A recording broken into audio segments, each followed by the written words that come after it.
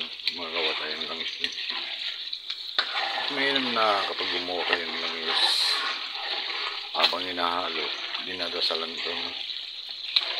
Ihalo ito ng pakanan. So habang dinadasalan ng devotion, general devotion, so kailangan lahat ng mga orasyon inuusal dito. Kailangan din na usalan ng poder pondo balabal balugo.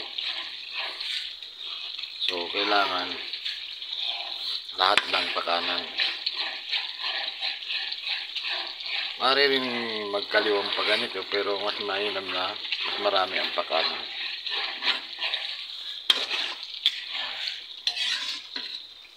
Yan po ang paglalangis natin.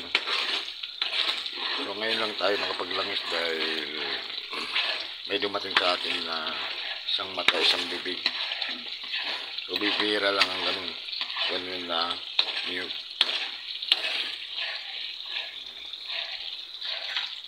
So pagdasal nyo ng mga orasyon, unahin nyo muna yung tatlong ama namin, Ama ng Maria, sumasampal tayo, duwalat.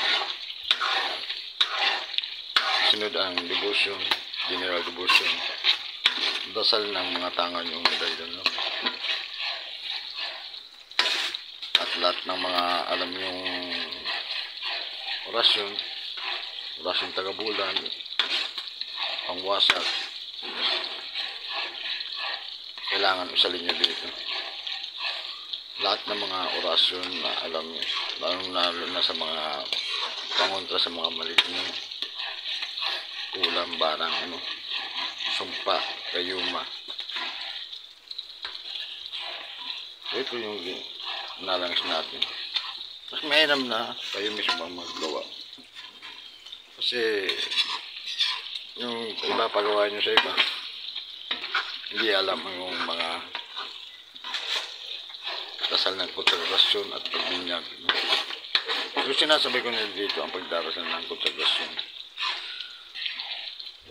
para gumana ng maayos.